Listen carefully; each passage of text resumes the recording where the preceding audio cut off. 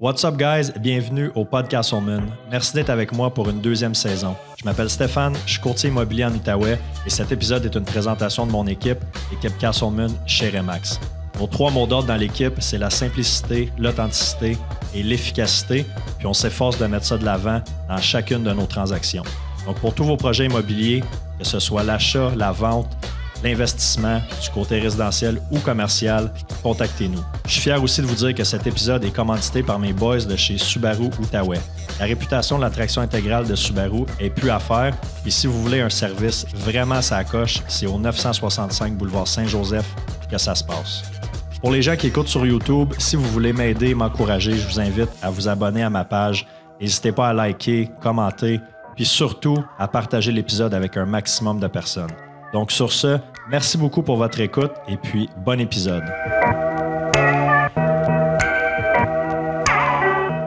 J'étais avec Jean-Gabriel Damour aujourd'hui. Comment ça va? Ça va. Yes. Premier enregistrement de podcast? Absolument, oui. OK. Première pour moi. Good. Jean-Gab, ça fait un petit bout qu'on se connaît. T'es anciennement mon beau-frère. Absolument, oui. On peut dire ami, puis quelqu'un qui a un rôle important à jouer aussi dans mon rétablissement, on va le dire comme ça. On en reparlera plus tard. Puis là, tu es éducateur clinique nouvellement à l'hôpital Montfort. Oui, c'est ça, exactement. Je suis éducateur clinique à l'hôpital Montfort. Moi, je suis infirmier de profession. Je me spécialise en santé mentale. Fait que ça, c'est un petit peu mon background, là. Je travaille avec une équipe de crise communautaire, travaillé dans les hôpitaux, travaillé à l'urgence. Tout ça. En gros, beaucoup de places où on voit des gens qui souffrent ou qui vivent avec de la toxicomanie ou des abus de substances. C'est ça, puis c'est un petit peu là aussi qu'on s'est rencontrés. Malheureusement, heureusement, parce qu'aujourd'hui, ça va bien. Mais j'ai eu l'idée de faire le podcast avec toi, là, 2-3 semaines peut-être, tu m'as contacté, tu m'as dit j'ai un nouveau poste à l'hôpital Montfort, donc tu es éducateur, fait que toi, tu ne parles pas directement aux patients, tu vas parler avec les différents intervenants. Puis tu voulais peut-être avoir aussi un petit peu mon input par rapport à des choses que moi, il m'avait aidé ou qui ne m'avaient pas aidé quand moi, j'ai passé par là une couple d'années. Fait que là, on s'est donné un rendez-vous téléphonique. Puis là, on a parlé 1 heure peut-être. Puis je disais, ça, c'est tellement de la bonne information qui devrait être partagée. Pourquoi qu'on ne fait pas un podcast avec ça? Fait que oui, c'est là qu'on est. C'est là qu'on est aujourd'hui. C'est ça. Une des parties de mon rôle, dans le fond, c'était justement ça, c'était d'essayer de trouver une façon de mieux intervenir avec les gens qui vivent ou qui vivent avec des abus de substances ou qui vivent avec de la toxicomanie.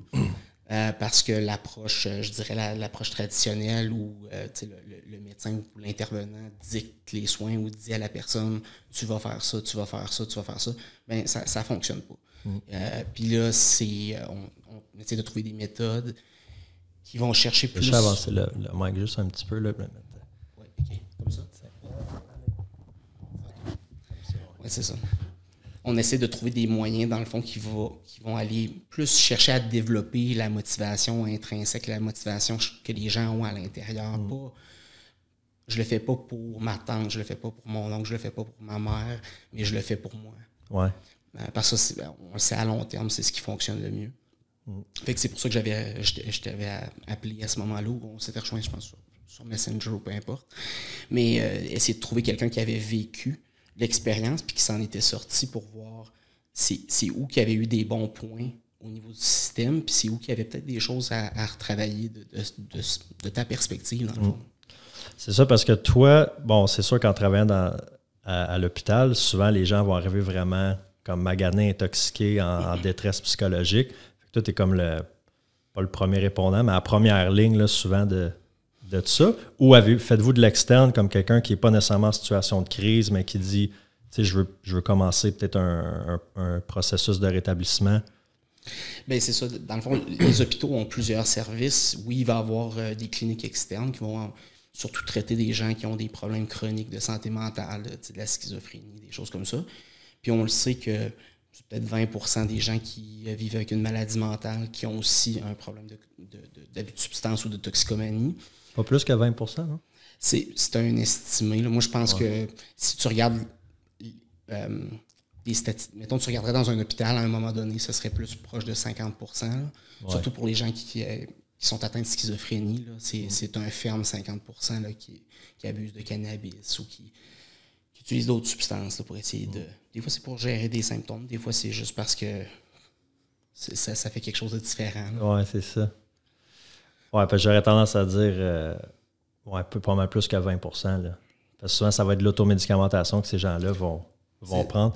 Puis quand tu parles de maladie mentale, là, tu vas-tu juste dans les extrêmes ou quelqu'un qui ferait, mettons, juste de l'anxiété ou de la dépression légère? Non, c'est ça, tout diagnostic confondu. C'est pour ça que je pense que 20%, c'est peut-être un petit peu conservateur, là, mais c'est les statistiques. Mais c'est tout diagnostic confondu, là, que ce soit des troubles alimentaires, de la schizophrénie, de la dépression majeure, des troubles obsessifs-compulsifs, des troubles bipolaires, des choses comme ça. Fait que tout diagnostic confondu, on parlerait à ce moment-là de 20%. Mais tu as raison, c'est probablement un petit peu bas, là, parce que en anglais, on dit underreported. Là, les gens, il y a des gens qui l'admettent possiblement pas, là, parce que c'est sûr qu'aussitôt que tu admets que tu utilises des substances, ben, tu mets à risque que le clinicien ou la personne qui intervient avec toi blâme tous les problèmes là-dessus. Ouais. Puis un peu mettre de côté la maladie mentale. Fait qu'il y a des gens qui ont appris à juste pas en parler. Là. Ouais, c'est ça. Puis je me trompe-tu ou tu sais, quelqu'un, mettons, qui est un récidiviste, un alcoolique récidiviste qui va tout le temps se ramasser à l'hôpital pour la même chose, peut-être qu'il va être pris moins au sérieux à force de se présenter à l'urgence. Oui, puis tu finis par avoir des notes à ton dossier comme que tu as des comportements de quête de médicaments. Là, en anglais, on va dire « drug-seeking behaviors ». Fait que des fois, les cliniciens ont l'impression que cette personne-là vient quand, exemple, ils ont bu pas mal ou là, ils commencent à avoir des problèmes d'estomac, tout ça, ils veulent prendre quelque chose pour remplacer l'alcool, mais ils vont se présenter à l'urgence. Fait que c'est sûr que si tu as des présentations récurrentes, je pense qu'un bon clinicien, un bon médecin, peu importe, va toujours réévaluer ta situation comme il devrait, de la base. Mais c'est sûr qu'il reste encore un stigma, là, c'est stigmatisé, fait que tu as des personnes possiblement là, qui prendraient ça moins au sérieux. C'est ça, parce que tu en as qui... Moi, je me souviens, j'ai été... tu m'as accueilli une couple de fois là, à l'hôpital de Gatineau là, quand tu étais là-bas. Puis c'était souvent...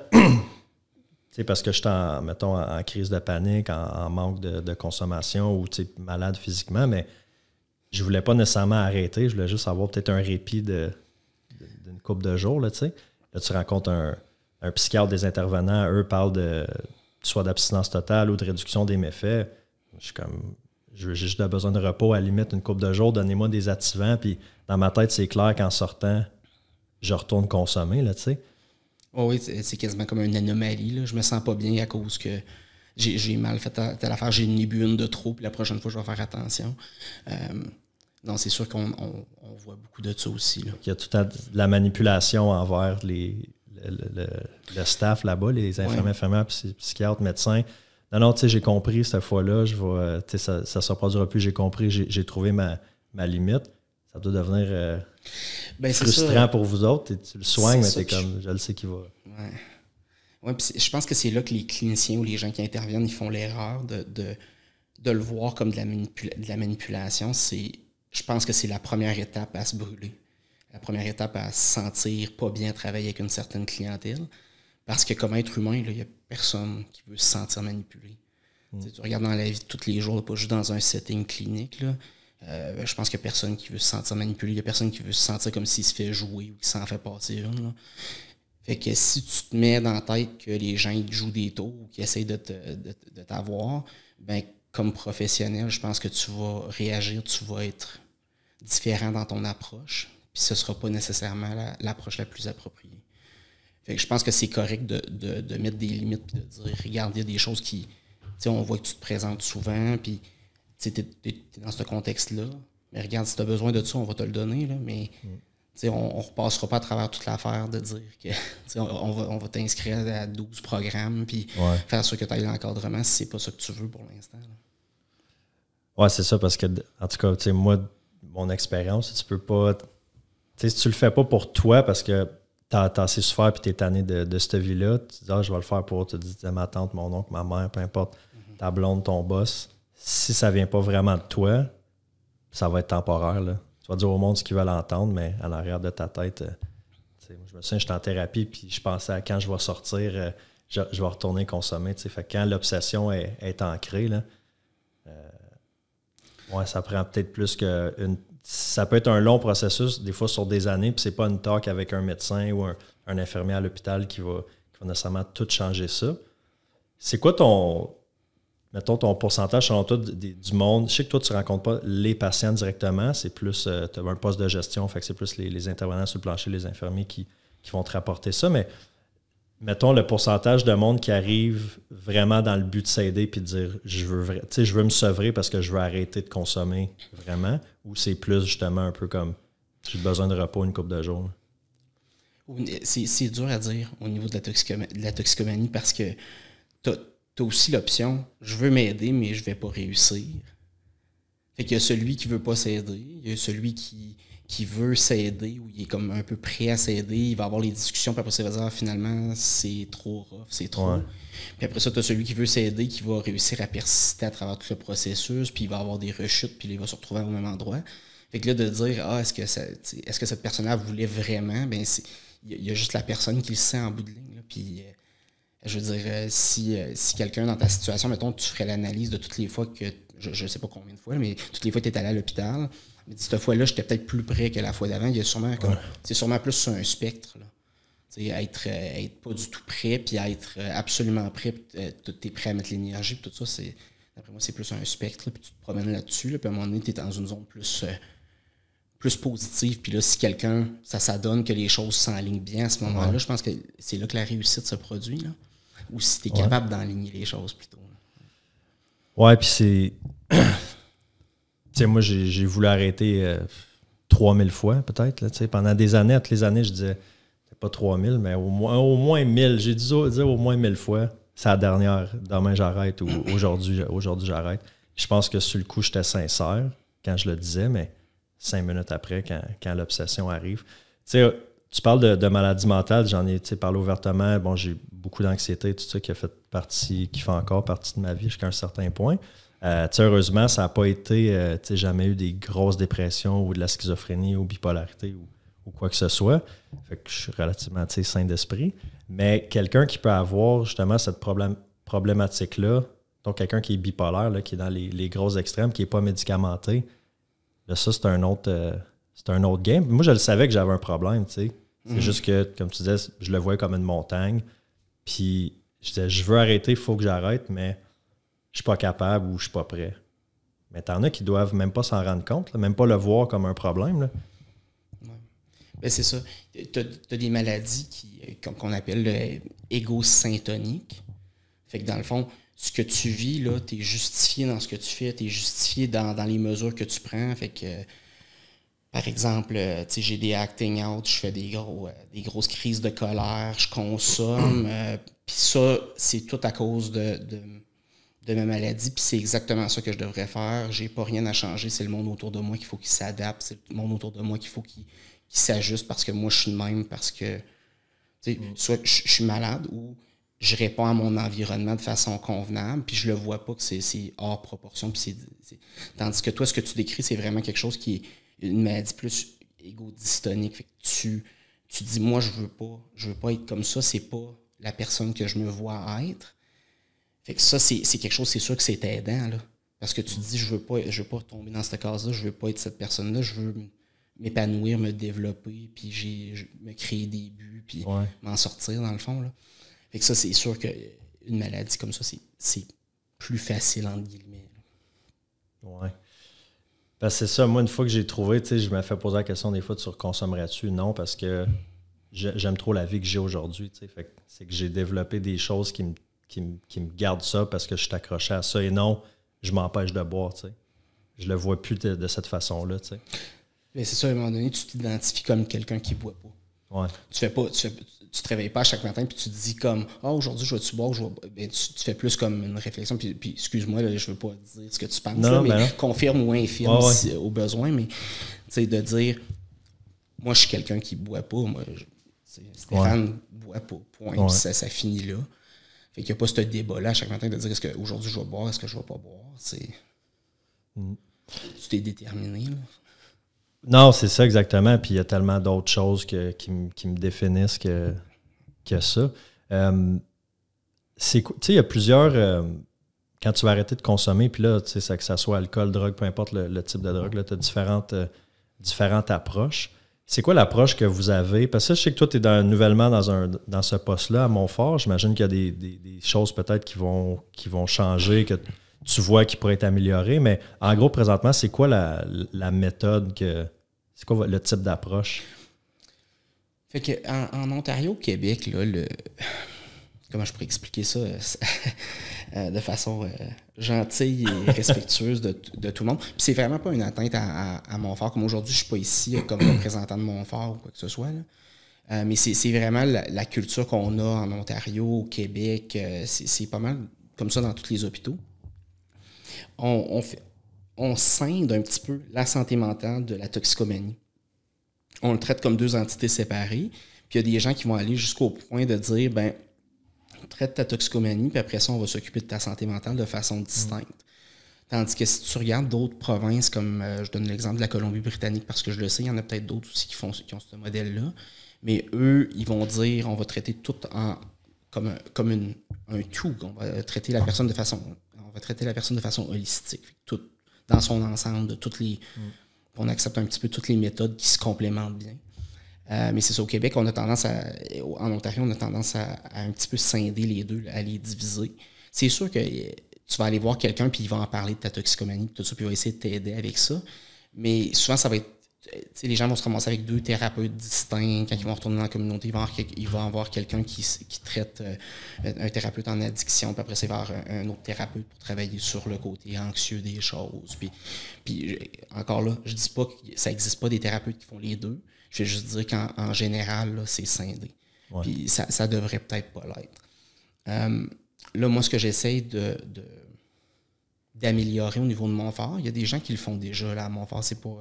C'est pas quelque chose de nouveau de toute pièce, là. On essaie d'appliquer un petit peu plus l'entretien motivationnel, dans le fond, dans la pratique des infirmières sur l'unité de santé mentale. C'est un projet là, qui est tout nouveau. Là. On fait juste commencer à en parler. Mais essayer d'avoir des infirmières qui sont plus éduquées au niveau de l'abus de substances puis de la façon d'interagir avec les clients qui vivent avec de la toxicomanie ou un abus de substance, de façon à créer justement cette motivation intrinsèque-là, puis pas faire nous contre eux, mais vraiment faire une alliance. Là. Plus comme, regarde, on te prend ce que t'es, puis on va essayer de se rendre à quelque part. Puis l'entrevue motivationnelle est très basée sur le... Tu sais, en anglais, on dit « roll with the resistance », mais on va rouler avec des facteurs de résistance puis tout ça. Puis à un moment donné, quand on se rend compte que la personne parle puis qu'il y a des choses qui se contredisent, on va juste essayer de mettre un petit highlighter sur ces choses-là pour le faire remarquer. Mais regarde, tu me dis que toi, tu veux absolument consommer, mais ça t'empêche de faire ça, puis tu me dis que ça, c'est l'affaire la plus importante dans ta vie. Fait que comment qu'on fait pour arrimer ça? Est-ce que ça s'arrime vraiment avec ta consommation? Que toi, tu veux passer, exemple, plus de temps avec ta fille? Ou tu veux, est-ce que ça s'arrange? Parce que là, tu me dis que ta fille, elle passera pas une seconde avec toi si tu bois. Puis là, tu me dis que boire, c'est super important, mais qu'elle est plus importante. Mais c'est pas ça que tu fais en geste. Là. Ouais. Puis là, si la personne, elle résiste, puis là, tu passes à d'autres choses, puis tu peux revenir plus tard. Puis souvent, eux autres, ce qu'ils vont faire, les gens qui en font beaucoup, là, ils vont faire un genre de sommaire à la fin là, de la rencontre. Puis dire, comme, regarde, on a parlé de ça. On a un petit peu accroché à ce point-là. Je te laisse y penser, puis on en reparle à la prochaine rencontre. Fait que d'essayer de... C'est une approche qui est peut-être plus smooth, plus douce, pas de confrontation, mais je pense que le patient, il vient... Tu dis client, vous les appelez les clients? Ça dépend. C'est que j'ai eu un traumatisme avec le mot patient dans le passé. Fait que ça OK, bon, on va dire les clients. Ça amène les clients à prendre leurs décisions par eux-mêmes, parce que il n'y a personne dans la vie qui veut se faire dire quoi faire, puis surtout pas un alcoolique puis un toxicomane. Tu veux pas te faire dire, tu sais, quand tu es en consommation, tu veux pas te faire dire, gars, là, il faut que tu arrêtes, puis c'est comme ça. Fait que, moi, tu sais, c'est ça, de mon expérience, c'est vraiment quand j'ai eu une approche plus comme, OK, t'es rendu là, puis tu sais, justement, c'est d'avoir des conversations comme ça, plus ouvertes, qui m'a amené à moi-même éventuellement prendre la décision de comme, OK, là, c'est là, il faut vraiment que je fasse quelque chose, parce que si t'es dans la confrontation, je pense que tu en as des thérapeutes. Là, j'ai fait une thérapie où est-ce qu'il y en avait des intervenants qui étaient vraiment dans la confrontation, puis c'était... C'est quasiment, je vais quasiment dire humiliation. Il y en a des centres de thérapie qui vont qui te font laver le plancher à quatre pattes comme quand tu vas. Oui, c'est ça, tu vas. C'est ça que tu vaux. Ben, c'est ça que tu vaux, puis comme tu vas comprendre que, tu sais, mettons, s'il arrive un événement dans la journée, ben, tu vas faire ça, tu vas comprendre que, ben, tu sais, en tout cas, j'ai pas rencontré grand monde, grand dépendant, que ça a fonctionné pour eux. Au contraire, tu as besoin de l'écoute, de l'amour, de te faire de te faire valoir, de te faire sentir important, tu sais. Parce que souvent, tu te sens pas important, tu t'aimes pas toi-même, tu n'es pas à l'écoute de toi, fait que c'est comme... Ouais. C'est sûr que si la personne elle a une approche, comment je pourrais dire, un petit peu comme dominante, là, de dire « moi, je connais la raison, puis je te la donne ». Je te sers la raison là, sur un plateau doré. Là. Fait que toi, là, tu parles d'intervenant. C'est ça, ouais. tu as juste à suivre mes consignes, là, puis tout va bien aller. Là. Mais c'est sûr que pour la personne qui consomme, en tout cas, j'ai l'impression que ça fait un petit peu comme tu ne réalises pas l'ampleur de ce que tu me demandes. Puis ça me fait juste me prouver que tu n'as aucune idée de ce que je vis en ce moment. Ouais. T'sais. Puis souvent, il y a des petits genres de mimes qui se font sur le sujet, mais tu vois le docteur d'un côté là, qui dit au patient comme tu vas arrêter de boire, tu vas arrêter de fumer, tu vas arrêter de consommer. Puis le docteur qui dit je vais juste plus venir te voir, là, je vais juste un petit X sur le docteur, là, on se rend pas. Ouais, c'est ça. Puis pour des rendez-vous. Puis les gens disparaissent là, de ce genre de thérapie-là, là, ils se présentent juste plus, puis ça finit là. Puis là, pour les cliniciens, des fois, c'est facile de tomber dans un cycle. Pour quelqu'un qui fait ça, ben lui dit la personne c'est un toxicomane, là. Sûrement que ça il tentait juste de consommer, il n'était pas prêt, puis tout ça, puis tu fermes le dossier, puis ça finit là. Mais tu sais, d'analyser ton approche, puis de te dire c'est-tu vraiment la meilleure chose que j'aurais pu faire pour cette personne-là, cette journée-là? Ben peut-être pas. Ouais. En donné, tu dois devenir, par exemple, moi j'étais de l'autre côté, là, j'étais la clientèle, hein, j'étais pas l'autre bord du rideau, mais ça doit devenir décourageant en donné parce que tu vois toutes les mêmes, c'est tous les mêmes discours. Puis tu sais, un discours de gaucho, de quelqu'un d'intoxiqué, que ça passe pas. Ou même quelqu'un qui est, mettons le lendemain de veille, là, ou peu importe, qui est un consommateur dans son actif, c'est jamais cohérent, puis ça devient frustrant parce que tu le sais qu'il y a des mensonges, tu le sais qu'il y a de la manipulation, puis le taux de réussite est tellement mince. C'est ça. Ça doit devenir comme frustrant puis redondant. Comment tu fais pour... Tu sais, je pense à un intervenant, ça fait 15 ans qu'il est là, un infirmier, peu importe, qui est tout le temps exposé à des problèmes de consommation, de santé mentale, puis c'est tout le temps les mêmes affaires qui reviennent. Comment tu veux rester optimiste après ça? Là? C'est pour ça, je pense que comme intervenant en santé mentale ou en toxicomanie, parce que les deux se ressemblent un petit peu, il faut que tu ancres la qualité de ton intervention dans l'intervention en tant que telle, pas dans les résultats. Parce que si tu t'ancres dans les résultats, là, tu vas te décourager, tu vas te brûler, tu ne voudras plus jamais en faire. Là. Ouais. Parce que justement, comme tu dis, le taux de réussite il peut être assez bas. Mais toi, si tu as fait une intervention de qualité et tu as suivi un petit peu les guidelines de l'entretien motivationnel comme je parle, puis j'ai tout fait comme je suis supposé, on a réussi à créer une belle alliance thérapeutique, puis en bout de ligne, la personne, elle s'en sort pas, elle arrête de revenir au rendez-vous, mais on a réussi quand même à créer quelque chose de bien. Je pense que c'est là-dedans qu'il faut que tu t'ancres et te dire, regarde, quand la personne va être prête à nouveau, elle va revenir me voir parce qu'on a créé quelque chose de bon, là, une bonne fondation. Mais si mettons que quelqu'un n'est pas capable de faire ça, ça peut effectivement être très décourageant. Là. Puis, c'est quelque chose justement que je voulais adresser avec toi. Là. Mais, quand les gens consomment, là, puis ils disent « OK, là, c'est ma dernière fois », puis c'est le plus récent que ta dernière consommation elle a été, plus que c'est facile de dire ça. Puis plus que tu t'éloignes de ta dernière consommation, j'imagine que ça devient de plus en plus dur de dire ça. Que c'était ma dernière, parce que là, tu commences à avoir des cravings, tu commences à avoir envie de boire, tu commences à te sentir plus anxieux, peu importe les symptômes que tu as quand tu manques de substances. Puis moi, je faisais un parallèle à un moment donné, puis je me disais, je sais pas si c'est un peu la même chose. C'est sûr que l'intensité est différente, mais c'est un petit peu comme quelqu'un qui fait de l'embonpoint comme moi, qui se dit, je vais arrêter de manger pendant qu'il est en avant du buffet. Je mangerai plus de façon copieuse, là, je vais arrêter de prendre 2 assiettes, là, mais après avoir mangé la 2e assiette. J'ai une genre de satiété. Ouais. C'est sûr que je ne suis pas intoxiqué, mais le besoin de manger, peu importe, n'est pas là. Fait que c'est facile de dire, je vais arrêter de faire ça. Même une couple d'heures après ou rendu le soir. C'est ça. Le soir à la maison, c'est là que... C'est ça. t'es laissé échapper un petit peu trop loin ou tu as essayé de contrôler les choses toi-même, puis là, tout d'un coup, tu es en gros craving. Là. Ouais. C'est ce que j'avais pu voir comme parallèle là, pour quelqu'un qui est un peu dans mes souliers. Là, parce que moi, j'ai pas un vécu d'avoir combattu la consommation, puis d'avoir... pour moi, c'est aidant de me faire des parallèles parce que ça m'aide un petit peu à comprendre. Je comprends que comment je pourrais dire, l'amplitude puis la sévérité n'est pas la même, mais le réflexe psychologique est peut-être similaire. Là.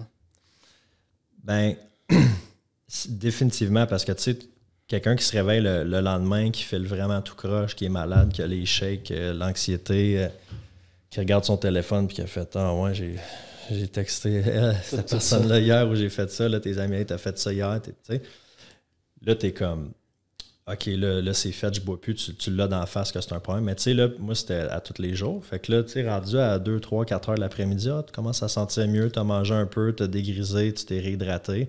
Mais là, rendu le soir, tu files bien, t'as comme oublié comment que tu filais aussi après. Puis, tu sais, une affaire, c'est que tu joues jamais la cassette jusqu'au bout. Puis, il y a un extrait d'un podcast que Étienne Boulay a fait une couple de mois, puis il dit c'est un truc qui donne, mettons, pour le monde qui pense arrêter de consommer ou qui veulent arrêter, c'est que, tu sais, quand l'envie te pogne, quand les cravings te pognent, tu t'es dit, OK, je consomme plus jamais. Là. Tu te réveilles un vendredi matin, tu as bu la veille, tu es allé à la boîte à chansons le jeudi soir, puis t'allais-tu là dans le temps, la boîte? Oui, les pichets à 7 piastres. Ouais. Tu te réveilles le vendredi, OK, c'est bon, je bois plus, c'est fait. Rendu dans la soirée, tu commences à mieux filer. Tu dis, OK, tu sais, je vais prendre juste une bière, je vais être tranquille à soir, mais joue la cassette jusqu'au bout. C'est quoi qui va arriver pour vrai? T'sais? Un consommateur, un vrai, là, tu sais. Tu vas prendre une bière, ça sera passé, après ça va être... Tu vas sauter dans la bouteille. Là, rendu à 10 heures, tu vas faire je me sens bien, je suis le party, je m'ai appelé de la poudre. Là, tu vas sauter dans le sac. Là, finalement, tu vas finir à 5 heures du matin, le soleil va se lever, puis tu sais, joue ta cassette jusqu'à la fin, pas juste, arrête-toi pas à je vais juste boire une bière, parce que si tu es vraiment honnête envers toi-même, puis tu es un consommateur, tu le sais que ça ne s'arrêtera pas. Là, tu sais. Mais, c'est sûr que si tu n'as pas été capable de t'empêcher de boire la première, tu ne seras pas capable de t'empêcher de boire la deuxième. Ton inhibition a diminué avec la consommation. Fait un va passer, 2 elle va passer, c'est sûr, puis les autres après, ils s'en viennent. Là, exact. J'avais entendu dans un meeting en donné, parce qu'on se dit tout ça, je vais en boire une, 2, tu sais, puis là, tu dis, ouais, c'est tout le temps après la 10e que je l'échappe. Ouais, mais la 10e, elle ne serait pas arrivée si la première n'était pas arrivée. Puis il disait l'analogie, tu sais, quand tu te fais frapper par un train, c'est pas le 10e wagon qui te tue, c'est le premier, tu sais. Fait que c'est lui qui est vraiment dangereux pour quelqu'un qui a des problèmes. Mais définitivement, je pense qu'au début d'un processus de rétablissement, tu sais, la première journée, les premières heures, première journée, tu es en thérapie, tu es à l'hôpital. Tu sais, faire un sevrage de 2-3 jours à l'hôpital, c'est activant, branché, c'est facile, pas bon. Là. Tu dors, tu récupères. Tu sais, c'est une fois que tu as ton congé de l'hôpital que tu sors, c'est là que ça devient plus difficile. Là, tu as, mettons, un 4, 5, 6 jours de sobriété, 2 semaines, peu importe. C'est là que ça devient tough. Là. Parce que là, tu es dans le trafic, tu es dans la vraie vie. Tu sais. Mais après ça, je trouve qu'il y a comme mettons, moi, la première année, ça a été vraiment tough. Pas que j'avais des grosses obsessions, mais c'était vraiment un combat. Puis maintenant, plus je m'éloigne de mon dernier verre, mettons, plus je trouve que c'est facile puis que j'ai une base solide aussi, tu sais. Mais est-ce que tu te retrouves encore dans des situations où ça évoque la consommation, comme si, exemple, tu sors et tu es avec des amis puis tout le monde boit, est-ce que tu te sens plus vulnérable à ce moment-là ou est-ce qu'il y a des situations où tu sens la cigarette ou... Parce que moi, je me souviens, étant jeune, là, mon père, il avait eu ses propres... Je pense pas qu'il était alcoolique à ce point-là, mais il buvait pas mal. Puis je me souviens qu'à un moment donné, il disait quand il sentait la cigarette, lui, parce qu'il buvait, puis il fumait en même temps. Puis il disait qu'à ce jour, la senteur de cigarette, des fois, là, il avait envie de boire. Encore aujourd'hui?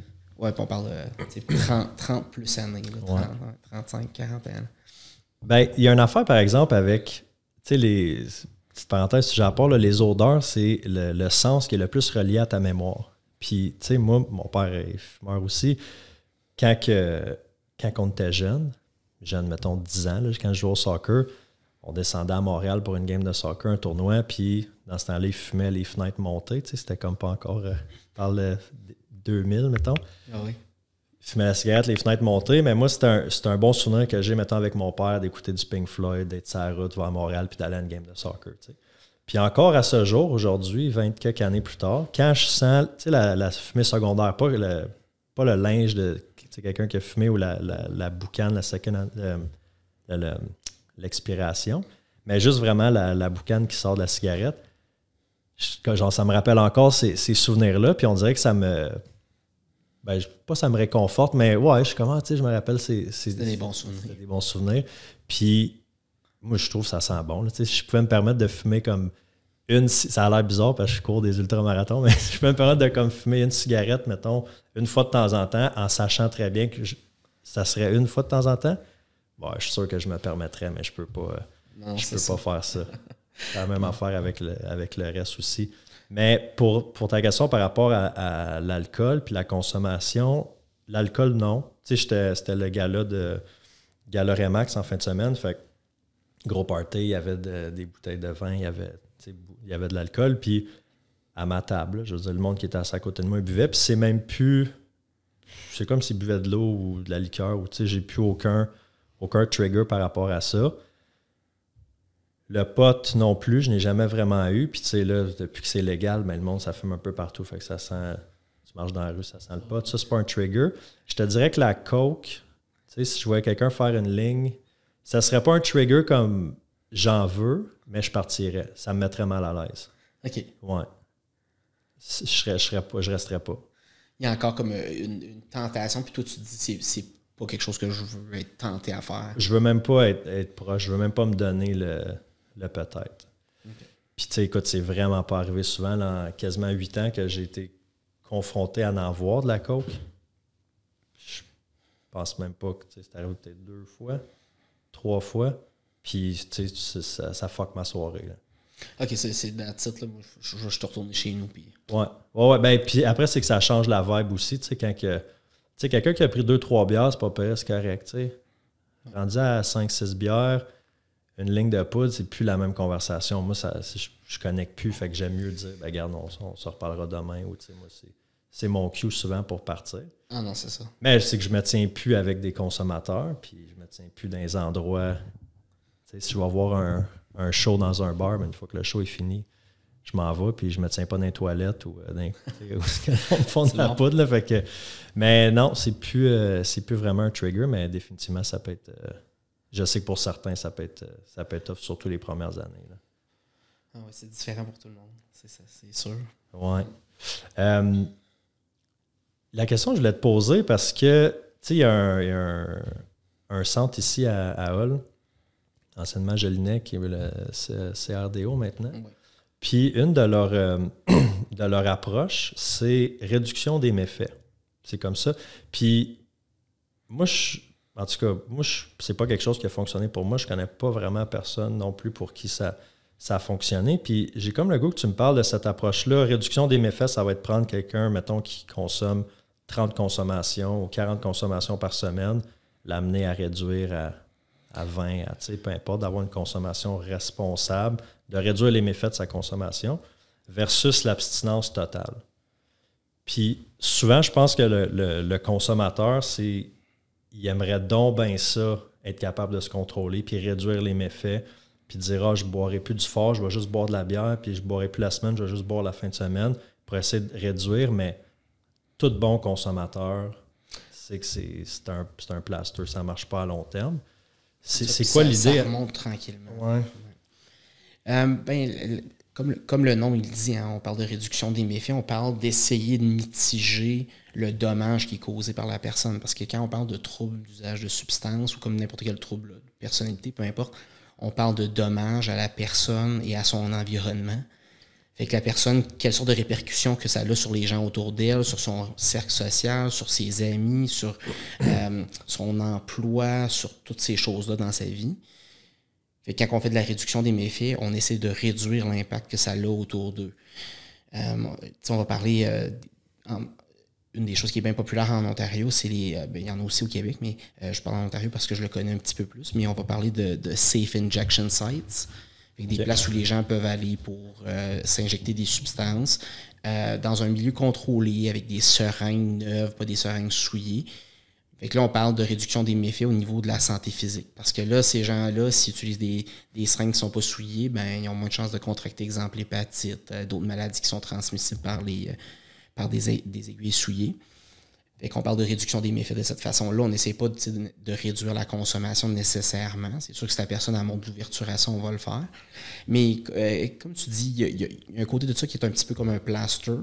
Mais en même temps, il y a un autre côté qui est un petit peu pour un organisme gouvernemental d'essayer de, mettons, réduire les coûts du système de santé, réduire la souffrance de la personne, parce que, je veux dire, vivre avec une hépatite chronique, c'est pas quelque chose qui est souhaitable là, pour personne.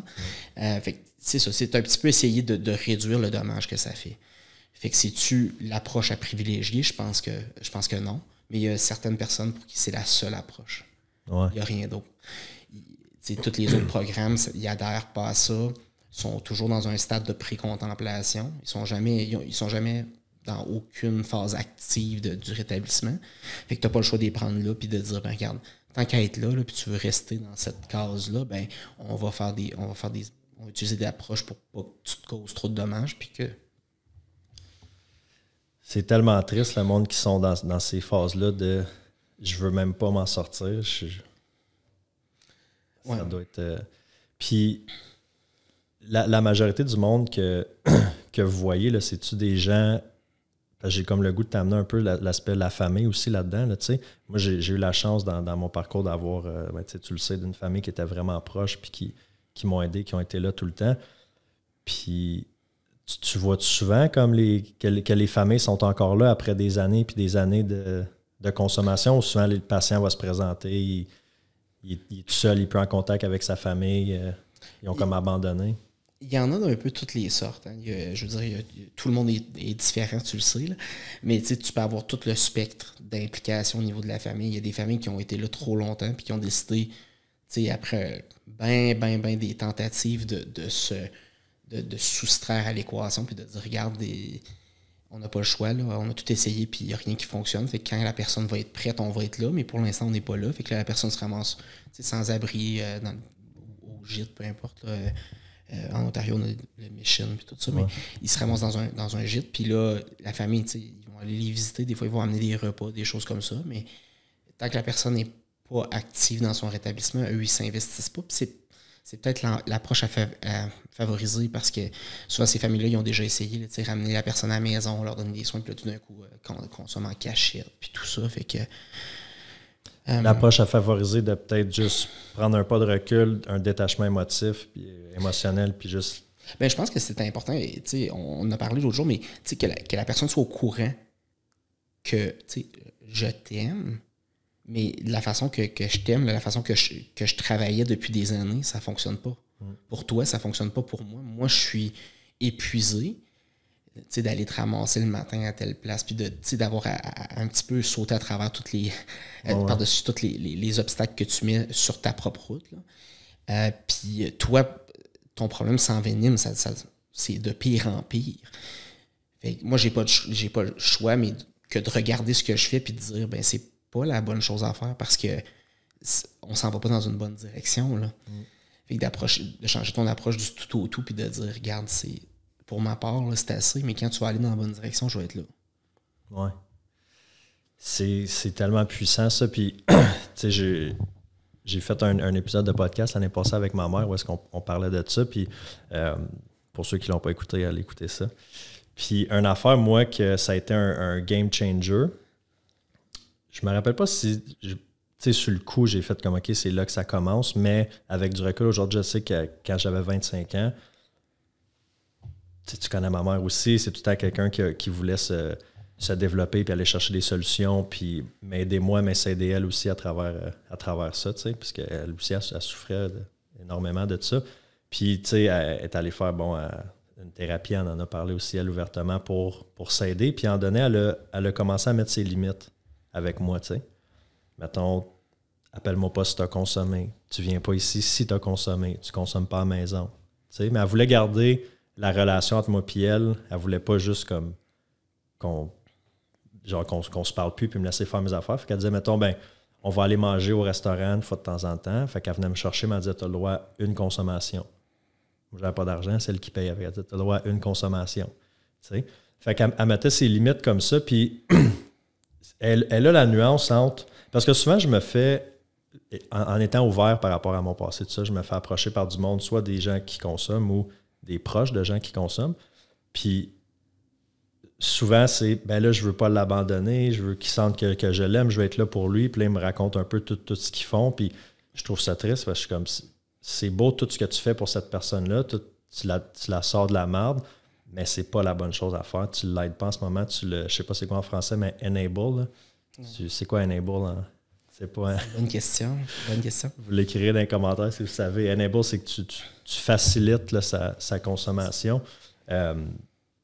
Puis moi, ça a été là le point tournant. Tu sais, ça a été, mettons, un an et demi, 2 ans à peu près de cheminement avant que j'arrête de consommer complètement. Mais c'est là que la switch a allumé de comme. OK, ma mère qui était la personne que j'aime le plus au monde, qui était ma personne ressource, là, elle commence à mettre ses limites. OK, là, il est peut-être temps que si je veux pas la perdre pour de bon, puis qu'elle coupe les ponts pour de bon éventuellement, tu sais. Fait que ça a été, je pense, la plus belle preuve d'amour, la meilleure chose qu'elle a pu faire pour moi, ça a été ça, tu sais. Puis là, je veux pas venir trop émotif en jasant de ça, mais tu sais, je pense que pour les proches des consommateurs, il y a un travail à faire de lâcher prise. Comme tu dis, quand tu vas vouloir t'en sortir, je vais être là. Mais tu peux pas me draguer avec toi dans ta merde. Là. Je peux plus. Il faut que les gens fassent attention à eux aussi là-dedans. Là. Mm-hmm. Je pense que la question à se poser, c'est ce que je fais pour mon être cher, pour la personne que j'aime. Est-ce que c'est quelque chose de court terme ou c'est quelque chose de long terme? Fait que, d'aller chercher Stéphane à telle place, puis là, il est dans la merde. Est-ce que ça l'aide juste aujourd'hui ou ça l'aide à long terme? Puis si la réponse c'est ça l'aide à long terme, je pense que c'est correct de le faire. Mais si on ne s'enligne pas sur un parcours positif, ben à ce moment-là, c'est peut-être mieux de laisser la personne se débrouiller. C'est une bonne question à se poser, ça. Ouais. Est-ce que c'est le long terme? Parce qu'il y a des gens qui veulent... Tu sais, toutes les relations, c'est un échange. Tu sais, tu parles avec ton enfant, il montre des choses, tu l'instruis, puis en retour, tu as de l'amour, il y a toujours un échange. Fait que dans l'échange avec quelqu'un qui est toxicomane, il faut que tu te dises, ben, c'est quoi que moi je vais avoir dans cet échange-là? Puis se rappeler aussi notre rôle de parent. T'sais, de dire comme moi, comme parent, ou ça peut être dans d'autres contextes, des fois c'est un ami ou peu importe, mais mon rôle, c'est-tu que cette personne-là s'épanouisse à long terme ou qu'elle se sente bien aujourd'hui? Si je l'aide à s'épanouir à long terme et à aller tout frapper ses objectifs de vie, ben c'est des bonnes décisions que je fais. Si je l'aide juste pour aujourd'hui, moi je pense que c'est quelque chose, on peut oublier ça, là, on peut passer à d'autres choses. Mais juste pour revenir sur ce que tu disais là, avec ta mère qui a décidé de mettre des limites une journée, là, tu dis c'est le plus beau cadeau, tout ça, mais sur le coup, j'imagine que c'était pas. Tu devais te questionner sur mais pourquoi tout d'un coup elle me fait chier. Là.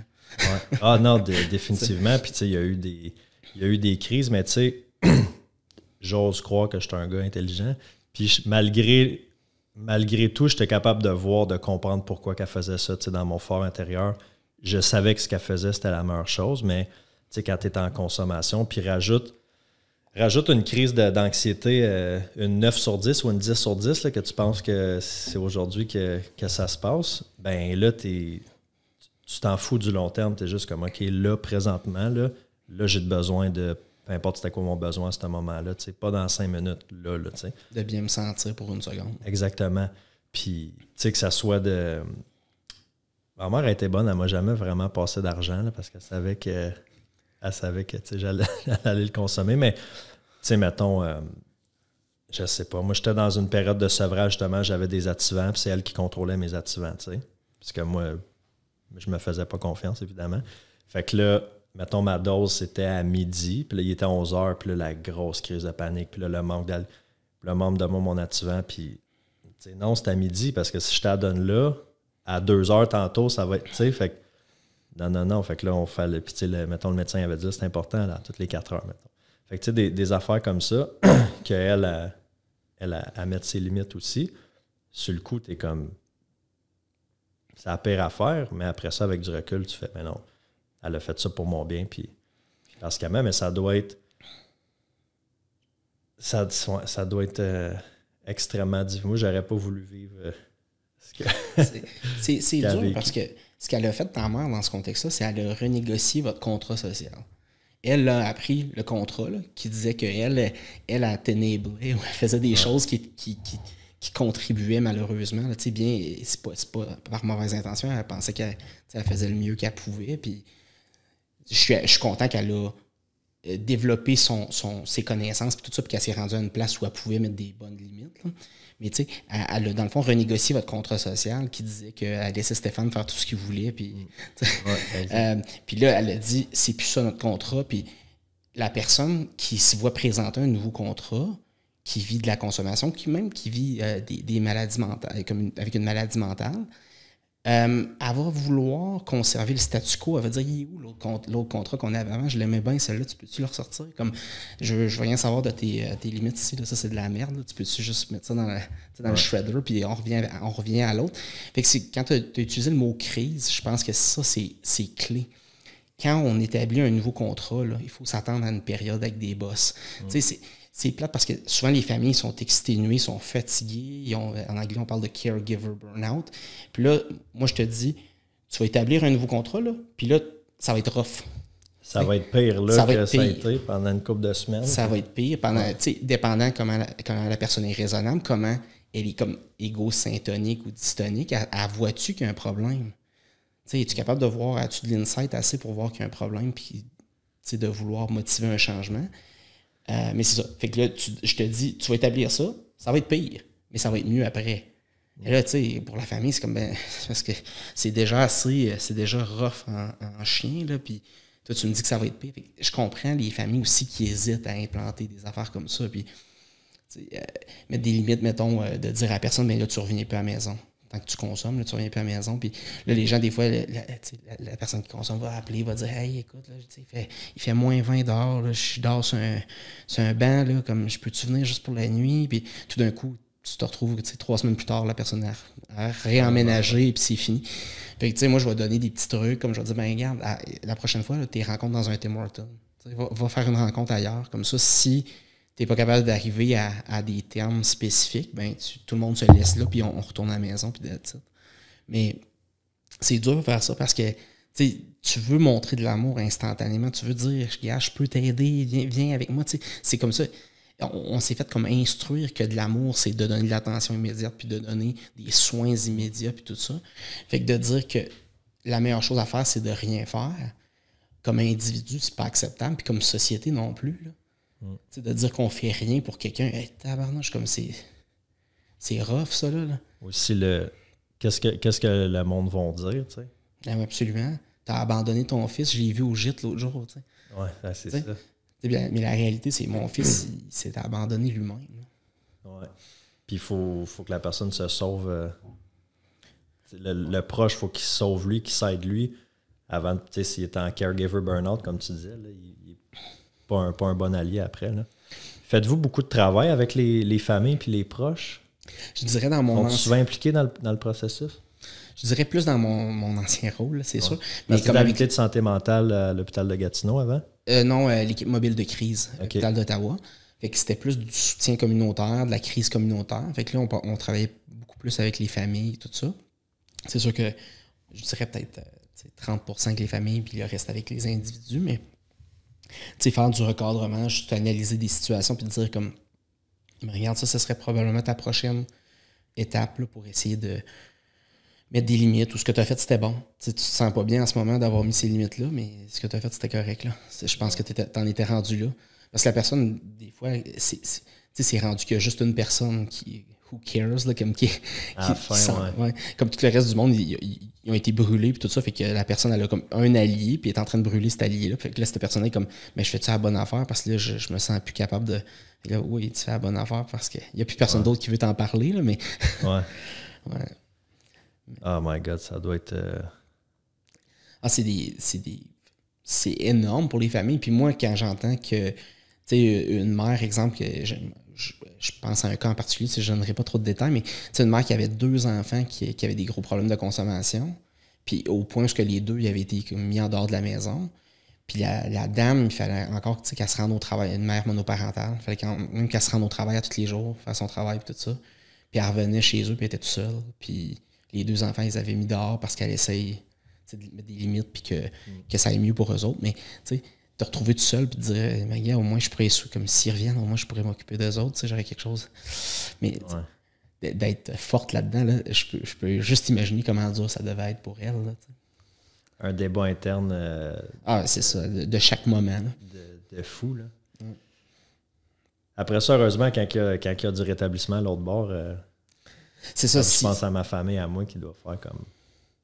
Mais c'est ça. Ça a comme valu la. Ben, pas ça a valu la peine, mais genre, il y a l'envers de la médaille, puis aujourd'hui, ils peuvent me voir à mon meilleur, mais malheureusement, je sais que c'est pas tout le monde qui a le. Ben, c'est ça. Pas tout le monde qui s'en sort de même, là. T'en vois-tu des histoires que. Ben là, peut-être pas dans ce poste-là, parce que ça fait pas assez longtemps, mais tu sais, quelqu'un que tu vas avoir aidé, puis que tu vas revoir une couple d'années plus tard, puis qui a réussi à s'en sortir. Vraiment, ou. Mais tu sais, comme toi, tu es un exemple de ça. Tu sais, quelqu'un que j'ai vu peut-être au plus bas, puis après ça, qui va bien. Mais les exemples, on n'a pas ce genre de suivi-là avec les patients. Fait que c'est dur. Tu sais, ça va être plus une histoire d'adon. Je dirais que dans ma carrière, là, j'ai vu peut-être 4 fois là, des cas que j'ai pu revoir après, puis que je voyais que les choses allaient bien. Autant, puis là, il faut que je généralise toute la maladie mentale et la toxicomanie, parce que comme je te dis, il n'y a pas de suivi long terme. Là. Moi, quand ils partent du milieu hospitalier puis que les choses vont vraiment bien, ils n'ont plus de suivi en clinique externe, ben on les revoit pas nécessairement pour dire « OK, tout va bien. » Ils vont pas te rappeler et te dire j'ai... C'est ça. Puis les gens, des fois, ils oublient là, les premiers intervenants qui avaient joué un rôle dans leur... Tu sais, il y a beaucoup de gens qui passent, là. Quand tu arrives à l'hôpital puis tu es en crise, là, tu vois l'infirmière du triage, tu vois le médecin de l'urgence, tu vois l'infirmière, travailleur social, psychiatre peut-être, dépendant de ton parcours, mais tu vas en voir des gens. Là. Puis si là, tu n'es même pas encore admis sur une unité, tu arrives sur une unité de santé mentale, tu vas voir peut-être deux différents psychiatres ou un psychiatre dépendant des conditions. Tu vas avoir une infirmière sur chaque corps de travail, tu vas avoir un travailleur social, un ergothérapeute, dépendant de tes besoins. Un peu d'un vape. Là, ben, c'est ça, exactement. Geler ses activants. Là. Exactement. Fait que là, de tenir compte de tous les gens que tu as vus, c'est impossible. Là, ben, moi, je me souviens, je te l'avais conté l'autre fois, mais la docteure qui m'avait traité, soigné à Wakefield quand j'avais fait mes pancréatites en 2014. Puis j'avais été une fois en avril, une fois en septembre, 2 fois dans la même année. Puis il y a une couple d'années, là, peut-être 2019, là, avant la pandémie, j'étais retourné à l'hôpital, pas parce que j'étais malade, mais parce que je me disais, j'aimerais ça la remercier. Tu sais, j'avais comme repensé à elle.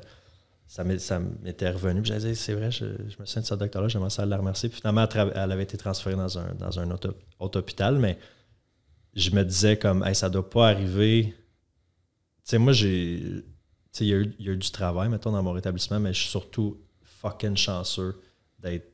C'est comme j'avais été choisi, là, tu sais, parmi une bande de malades. Puis j'ai été choisi, OK, toi, tu vas t'en sortir, puis tu vas faire quelque chose de bon de ta vie. Mais ouais, j'avais essayé de retourner la voir. Toi, c'est sûr que, tu sais, je me souviens peut-être pas de toutes les interventions, mais je sais que tu as joué un rôle, un gros rôle dans ma... C'est toi qui avais le plus gros rôle. Puis à toutes les fois, je te le dis, t'es trop humble, là, tu me dis que non, mais non, pour vrai, Jean-Gab, je te l'ai dit off-cam, mais je te le dis on-cam, merci. Ben voyons, il n'y a rien là, c'était facile. J'avais la partie facile. Ouais, c'est ça, la partie que j'étais en crise. Puis je me souviens d'un intervenant quand j'avais fait ma thérapie à la chute. Puis il était vraiment sharp. Puis je me souviens pas qu'il m'avait dit, tu sais, c'était pas tant théorique, là, ou il m'avait pas comme appris des affaires, mais je me souviens que c'était une bonne oreille. Puis, tu sais, c'est le fun aussi d'avoir des fois une oreille qui est, tu sais, j'avais, mes proches, ma famille, tout ça, mais tu sais, d'avoir quelqu'un qui est externe, qui est neutre. Puis je me souviens que c'était vraiment une bonne oreille. Puis je me souviens comment il me faisait sentir comme compris, puis tu as ta place. Puis, tu sais, ça a été important pour moi quand j'étais en thérapie, de faire comme, OK, je vaux quelque chose, tu sais. Mm-hmm. Je suis pas juste un toxicomane, puis je vaux quelque chose. Puis lui m'avait aidé à comme regagner un peu confiance en moi par rapport à ça. Fait que Guillaume de La Chute, si tu écoutes ce podcast-là, merci. Mais ça évoque quand même quelque chose que tu dis parce que le regard le plus critique là, dans ta situation, c'était toi-même qui l'avais. Là. Le jugement que toi, tu mettais sur toi-même. Puis je pense que des fois, tu le projetais peut-être sur d'autres. C'est-à-dire comme lui, il doit me regarder comme si j'étais un loser. Si j'étais peu importe le terme que tu veux utiliser, mais il doit me regarder comme ça. Puis des fois, c'est nous autres, on est notre pire ennemi dans tout ça. Hein, les messages internes qu'on se répète, les choses qu'on se dit. Là. Ouais. Fait que c'est... Ah, puis ça devient... Puis, tu sais, quand ta vie, c'est que la consommation... Tu sais, quelqu'un qui consomme 14 heures par jour, là. Tu sais, il y en a qui vont trouver ça, du monde qui écoute vont dire 14 heures par jour. Ouais, qu'un consommateur, là, ça consomme 10, 12, 14, 16 heures par jour, là. Ça, c'est quand il dort. Tu sais, des fois, ça peut être 24, 36, 48 heures d'affilée, là. Tu sais, quand tu as une obsession, tu sais, si tu te sens pas beau, tu te sens pas bon, tu te sens comme de la merde, tu te sens comme un loser, c'est comme une cassette qui joue dans ta tête qui n'arrête pas, là, tu sais. Ton bon sens, là, tu deviens insane, tu deviens fou, tu n'en as plus de bon sens. Fait que tu peux, genre, ton discours intérieur tellement négatif, ça peut te détruire, là, puis ça t'amène tellement loin. Puis là, je parle même pas de maladie mentale, là. Je parle même pas de quelqu'un qui est bipolaire ou schizophrène. Fait que, en plus, tu rajoutes ces maladies-là. Fait que d'être capable de comme sortir de ça, de refaire le discours interne. Oui, c'est ça. C'est là qu'il y a le plus gros travail. Ouais. De dire que, comme tu dis, je vaux la peine, je vaux quelque chose, je suis capable de faire mieux que ça, puis je suis capable, moi, de me développer puis de faire quelque chose de bien dans la vie. Ouais. Mais... Ça prend un petit bout. Un petit bout dans le rétablissement avant d'en arriver là, mais heureusement, ça arrive. Là. Puis, je pense qu'il y a quelque chose aussi qu'il faut souligner, c'est que tu vis pas juste tes propres déceptions, mais tu vis les déceptions de ton entourage. Hein. Puis, je pense qu'il y a des gens qui restent pris aussi sous le fait que une fois que tu es toxicomane, une fois que tu es 100% dans la consommation, ben les attentes sont pas mal réduites.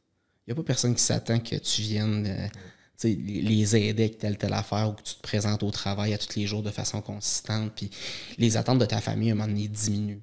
C'est comme, OK, ben s'il se lève de son lit puis il fait il nettoie sa maison un peu, c'est déjà beau. Là. Ouais. Fait que quand tu te rétablis, des fois, sans faire exprès, la famille, à un moment donné, les attentes vont augmenter très rapidement. Puis ça, c'est pas quelque chose qui est toujours aidant. de dire comme. Là, t'es comme, tu sors de la thérapie la première journée, là, puis là, la famille est comme, OK, ben là, c'est quand tu te trouves une job, puis tu te réinscris à l'école, puis. C'est quand tu commences. C'est comme, oh, OK, j'ai juste à faire quelque chose de vraiment dur. Là, je suis en self-discovery. Je vais regarder un petit peu qu'est-ce qui se passe autour. Je comprends qu'il faut que je fasse de l'argent pour pouvoir vivre. Là. Mais les attentes, j'en ai déjà beaucoup envers moi-même. Puis si vous autres rajoutez ça à la pile, ça peut être intense. Là. Ça, c'est vrai. Puis, tu sais, souvent, la sortie de thérapie ou la sortie de l'hôpital, c'est tellement critique ces jours-là parce que il y en a souvent des rechutes jour 1, jour 2, jour 3. C'est tellement important. Puis c'est ça, comme tu dis, tu sors, tu es en sécurité à l'hôpital, tu es en sécurité en thérapie. Ça, c'est quand tu sors, là, tu es comme, OK, là, c'est là la vraie vie parce que les tentations sont là. Puis là, je peux l'appeler le dealer. Là, je peux aller au dépanneur. Quand tu es en thérapie, tu peux pas... C'est ça, puis j'ai pas de compte à rendre. Ouais. Tout d'un coup, là, si j'avais fait venir de la drogue à l'hôpital ou quelque chose, j'aurais eu des comptes à rendre à X, Y, Z. Elle m'aurait demandé pourquoi j'ai l'air stone, j'ai l'air gelé ou peu importe. Là. Mais c'est ça. Là, j'ai pas de compte à rendre à personne. Je suis chez nous, je peux faire mes propres décisions. Je suis un adulte. Puis, non, c'est ça. Puis souvent, tu as les attentes aussi du consommateur envers son entourage. Comme, ben là, c'est beau, là, je l'ai fait ma thérapie. Là, pardonnez-moi, peux-tu passer à d'autres choses? Là, je consomme plus. Là. Mais il y a des liens, ça peut prendre... des mois, des années, puis il y a des liens qui se rebâtissent jamais, tu sais. Non, c'est ça. C'est ça. Il faut que tu réalises que tu as brûlé des affaires, puis aussi, je pourrais dire pas te pardonner, mais réaliser que, comme tu dis, il y a des gens qui ne reviendront pas. Là. Il y a des gens que, c'est ça, c'est fini pour eux autres, puis pour eux autres, tu les as brûlés une fois de trop, puis ils n'ont pas de temps à perdre avec ça. Là. Que le lien de confiance ne reviendra jamais, là. Oui, parce qu'il y a des gens, des fois, qui ont peut-être trop fait confiance au début, ou ils ont peut-être fait confiance à répétition, puis ils se sont fait faire des promesses, puis tout ça, puis à un moment donné, c'est juste comme, ben regarde, moi j'aime mieux dealer avec d'autres mondes. Là. C'est plus facile pour moi. Ouais. Puis ça, c'est de se dire, ben regarde, c'est correct. Lui, il fait sa décision. Moi, c'est quelqu'un que je trouvais vraiment smart puis tout ça. Mais je suis juste responsable de 50% de ma relation avec les gens. Là. Si eux autres, ils veulent pas. Ils veulent rien à faire avec leurs 50%, ben ça ne m'appartient pas. Là. Non, c'est ça, exact. Puis, tu sais, je pense que oui, c'est important après d'essayer de rebâtir les liens, de s'excuser à la limite, là, tu sais. Mais si la personne ne veut pas, ben... Tu as fait ton maximum. Non, c'est ça, exactement. Vraiment intéressant d'avoir l'autre côté, l'autre bord du rideau, comme je disais tantôt. On a eu, nous autres, on a eu bien des discussions là, avec les années par rapport à ça, mais je pense que pour le monde qui écoute, là, de voir que, souvent je parle du côté genre du consommateur, mais là, de voir l'autre côté aussi. C'est plate à dire, mais c'est le côté un petit peu, puis merci de m'avoir invité, mais c'est le côté qui n'a pas de voix. Quand tu es dans un rôle professionnel, là, tu peux pas vraiment t'exprimer au niveau de ton ressenti, puis ce que nous autres, on fait ça, puis toi, tu deals avec ça, puis c'est tout. Là, comme tu vas voir ces clients-là, puis peu importe ce que tu vis là-dedans, tu vas donner un service respectueux et courtois, puis ton petit vécu, là, c'est secondaire, ça. Puis, on est dans une profession, quand on travaille en santé mentale, où on dit le vécu des gens, c'est tellement important, mais peut-être pas pour les professionnels de la santé. Puis ça, c'est quelque chose aussi que moi, je veux mettre beaucoup d'énergie puis beaucoup de travail parce que je pense que tout le monde mérite une part égale du gâteau, là, de dire comme, mais si c'est important pour eux, c'est important pour les professionnels de la santé aussi. Là. Moi, je pense définitivement qu'un intervenant qui a déjà eu des problèmes de consommation, je sais pas s'il va être... C'est sûr qu'il y a des études à faire aussi dans votre domaine, mais je pense qu'il va y avoir une compréhension que, malgré toutes les bonnes intentions de quelqu'un qui n'a pas consommé, pourra pas comprendre. T'sais.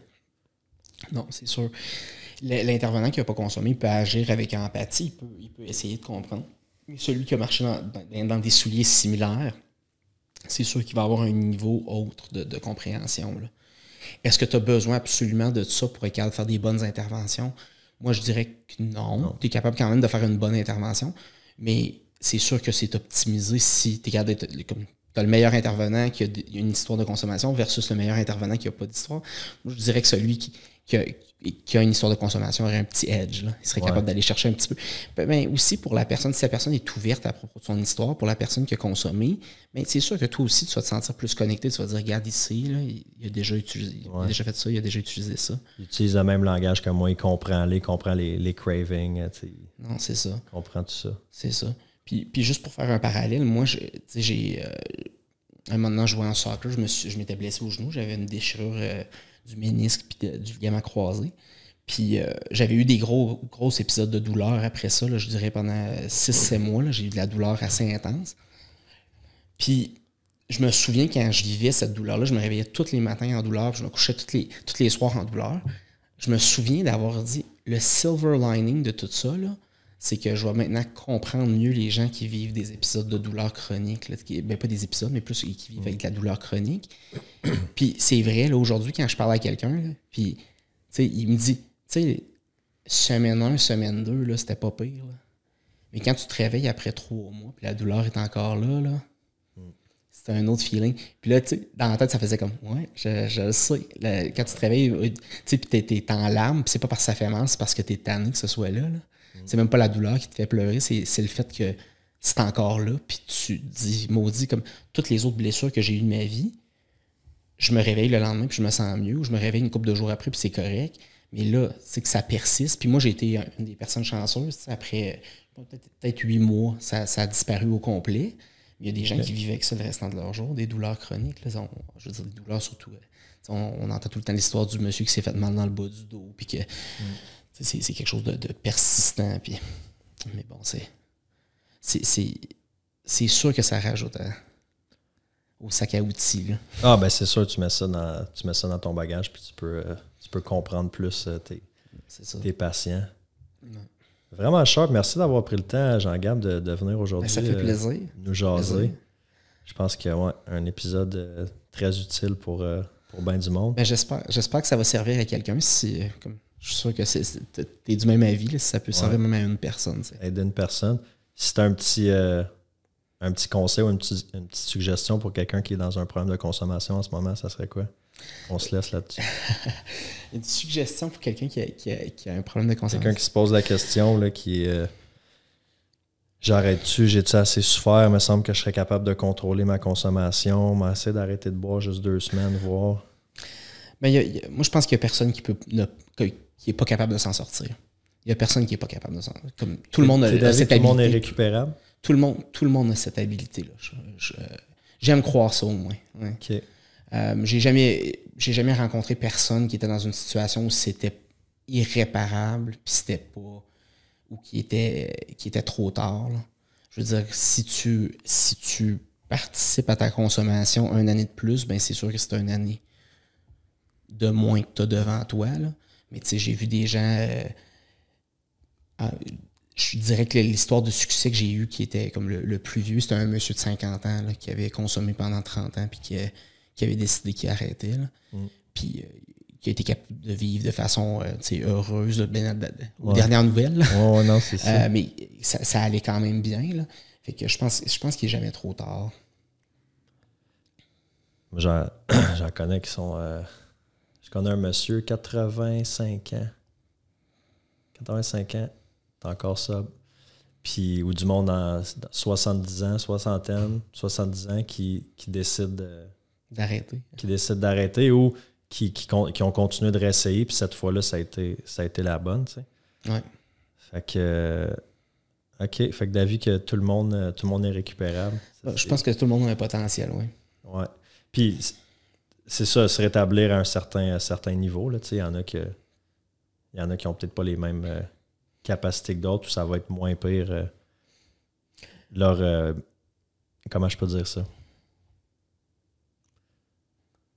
Ouais, je perds un peu le fil de mon idée. Là, mais... Comme, tu parles au niveau peut-être du potentiel, là, comme de quel niveau de succès qu'ils vont vivre ou le niveau de ouais, ou plus de qualité de vie, mettons, qu'il y aurait, tu sais.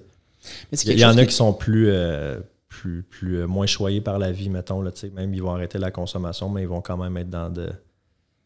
Ouais. Ils vont avoir une qualité de vie so-so, mais ça. bon. Mais c'est sûr que quand tu prends la masse des consommateurs, là, c'est sûr qu'on va parler de statut socio-économique plus faible, des revenus plus faibles, tout ça. Ça veut pas dire que quelqu'un qui est super riche ne consomme pas. Là. C'est juste qu'en majorité, moyenne, c'est du monde qui sont plus pauvres. J'en connais des riches qui consomment, je te confirme. Non, j'avais aucun doute. Non, c'est ça. Fait que non, je pense que tout le monde a un potentiel. Mais comme tu dis, est-ce que la personne va avoir une qualité de vie que toi t'envierais? Peut-être pas. Là. Non, mais ça, c'est personnel. C'est toi qui détermines c'est quoi ta qualité de vie. Là. Tu peux souffrir dans un bon point puis trouver que tu as une belle qualité de vie. Tu peux. Fait, je pense qu'il y a aussi un peu de ça à faire. Ouais. C'est quoi pour moi qui est une bonne qualité de vie? Puis... Ouais. Fait qu'il y a de l'espoir pour tout le monde. Possiblement. Juste... Ouais. Ben, moi, je suis d'avis... Je pense que je suis du même avis qu'il y a de l'espoir, puis c'est un peu ça le but aussi d'en parler, c'est de montrer qu'il y a de l'espoir, de donner espoir aux gens. Fait que des fois, ça prend juste une tape dans le dos, un coup de pied dans le cul peut-être pour, c'est ça. pour aller chercher de l'aide, accepter l'aide, puis ouais. Commencer, puis je pense que l'affaire qu'on parlait l'autre fois aussi, c'est éviter de faire des excuses. Parce qu'il va y en avoir partout des excuses. Tu vas pouvoir en piger là, à tous les tournants. Là, tu vas pouvoir en trouver des centaines et des centaines. Fait que d'éviter ça le plus possible parce qu'on se joue des tours avec ça puis c'est nous qui est perdants en bout de ligne. Là. Ah, définitivement, il faut se responsabiliser. Là. Mm-hmm. C'est tough quand tu es en consommation, par exemple, de prendre la responsabilité. Même ça, des fois, ouais, ça peut être tough. Écoute, un gros merci, Jean-Gab. Ça fait plaisir. Bonne semaine, tout le monde. Salut.